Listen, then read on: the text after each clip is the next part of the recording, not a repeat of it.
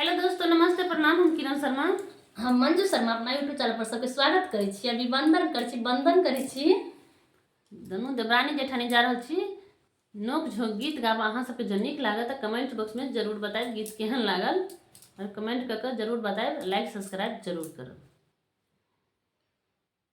देख लेबै उनका पिया केहन मिलल छै, एकदम झकास ब्रांड, दिलवा बड़ा ब्रांड है ओकरा पिया के। हमरा पियवा मिलला ब्रांड भाभी जी, हमरा पियवा मिलला ब्रांड भाभी जी। उ त करेली बड़ा बड़ा काम भाभी जी, उ त करेली बड़ा बड़ा काम भाभी जी। उ त घर चलावेली ऑफिस भाभी जी, उ त घर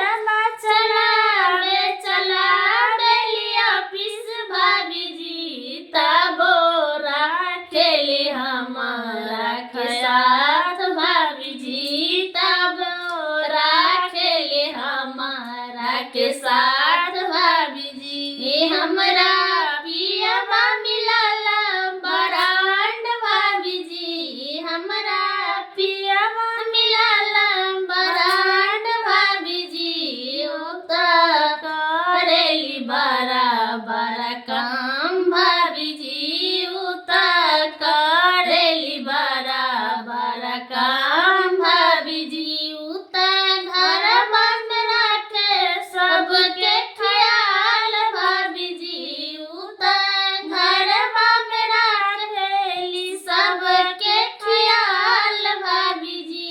ऑफिस में खटावे 10 स्टाफ भाभी जी, उ त ऑफिस में खटावे 10 स्टाफ भाभी जी।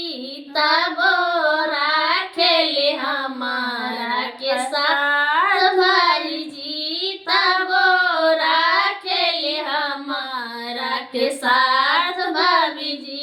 हमरा पियवा मिलला ब्रांड भाभी जी, हमरा पियवा मिलल झकास भाभी जी। उनका गाँवा में चले बड़ा नाम भाभी जी, उनका गाँवा में चले बड़ा नाम भाभी जी। हमरा पियवा मिलला ब्रांड भाभी जी, हमरा पियवा मिलला ब्रांड भाभी जी।